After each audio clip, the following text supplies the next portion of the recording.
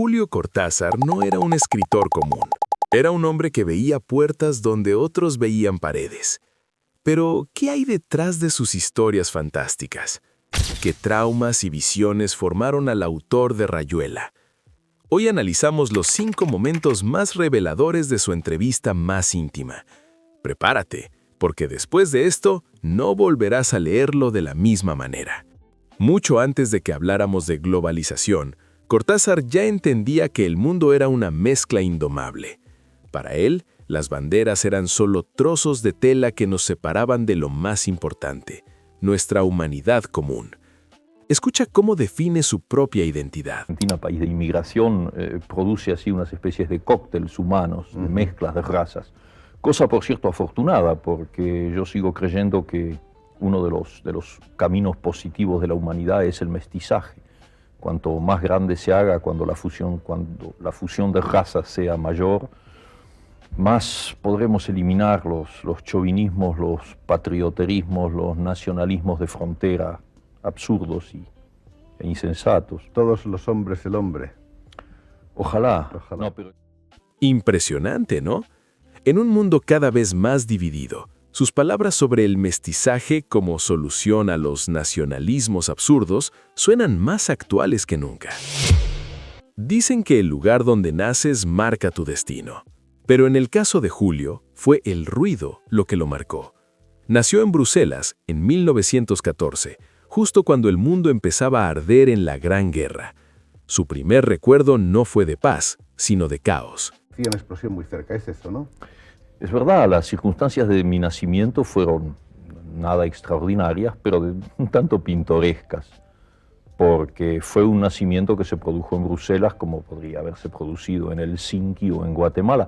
Todo dependía de la función que le hubieran dado a mi padre en ese momento. Es irónico que uno de los hombres más pacíficos y sensibles de la literatura haya tenido un inicio tan violento. Quizás por eso su escritura siempre buscó el refugio de la imaginación. Para entender los cuentos de Cortázar, hay que entender el barrio de su infancia. Banfield, un suburbio de Buenos Aires, donde la luz y la sombra jugaban un papel protagonista. Así recordaba él las calles que inspiraron sus relatos más oscuros. Que favorecía el amor y la delincuencia en proporciones más o menos iguales, y que hizo que mi infancia fuera una infancia un poco cautelosa y temerosa, porque las madres tenían mucho miedo por los niños. Había realmente un clima a veces inquietante en esos lugares, y al mismo tiempo era para un niño un paraíso, porque la casa tenía un gran jardín que daba sobre otros jardines, y entonces ese era... Amor y delincuencia en proporciones iguales. Esa frase es puro Cortázar. Él no veía el peligro como algo malo, sino como parte de la magia y el misterio de estar vivo. Todos hemos sentido alguna vez el deseo de desaparecer, de estar solos, pero para un hombre con el compromiso social de Cortázar, ese deseo venía acompañado de un sentimiento de culpa devorador.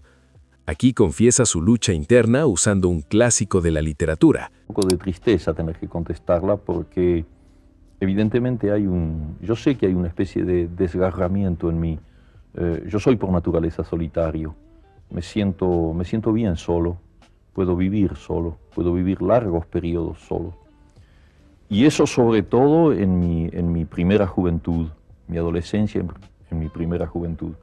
Y luego ya aquí, viviendo en Europa, por otros motivos que ya tocan la historia y de los cuales supongo que hablaremos después si tú quieres, pues entonces digamos que descubrí a mi prójimo.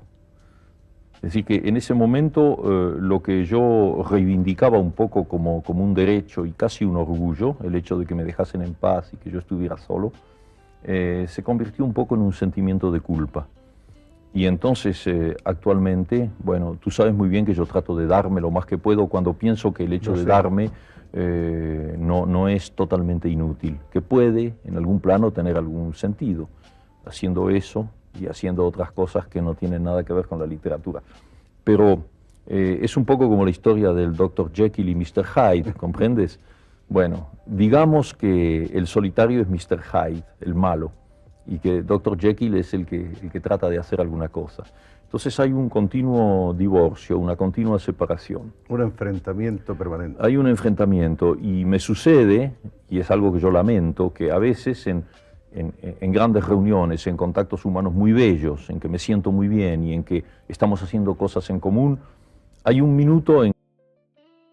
Esa tensión entre Mr. Hyde, el solitario, y el Dr. Jekyll, el comprometido, es lo que lo hace tan humano. Cortázar nos recuerda que está bien querer estar solos, siempre y cuando no olvidemos al prójimo. Llegamos al momento más crudo. Imagina tener 9 años, poner todo tu corazón en un poema y que la persona en la que más confías dude de ti. Para Julio, este no fue un simple regaño, fue el día en que su mundo de inocencia se rompió para siempre. De poemas. Y me acuerdo siempre lo que fue para mí un dolor de niño, que es un dolor infinito y terrible, ¿no? Cuando mi madre, en quien yo tenía plena confianza, vino de noche, una noche antes de que yo me durmiera, a preguntarme, un poco avergonzada, me acuerdo, si realmente esos textos eran míos o yo los había copiado. Ahora, el hecho de que mi madre pudiera dudar de mí, yo se los había dado diciéndole que eran míos, que pudiera dudar de mí, fue uno de esos... Es como la revelación de la muerte, ¿sabes? Esos primeros golpes que te marcan para siempre. Descubrí que todo era relativo, que todo era precario, que había que vivir en un mundo que no era ese mundo de total confianza y de inocencia, ¿no? Fue uno de tus primeros dolores como escritor. Sí, ese y el descubrimiento de la muerte, que también fue muy temprano. Sí. Parece que en esos años... cuentas también en alguna de tus diversas entrevistas, porque hay una bibliografía tan extensa de Julio Cortázar, no solamente de libros, ensayos, estudios sobre su obra, sino también numerosas entrevistas, que es muy difícil recordar a quién fue hecha cada una. Pero hablas también de que... Escuchar su voz quebrarse al recordar ese dolor de niño es desgarrador. Ese momento de incredulidad familiar fue paradójicamente el fuego que forjó al escritor que hoy admiramos. La necesidad de ser creído y de crear mundos donde todo fuera posible. Cortázar decía que la literatura era un juego, pero un juego que se juega muy en serio. Si estos clips te han hecho ver al autor desde otra perspectiva, déjame un comentario. ¿Cuál de estos momentos te sorprendió más? No olvides suscribirte para más análisis de grandes mentes. Y como decía Julio, nos vemos en el próximo Cronopio.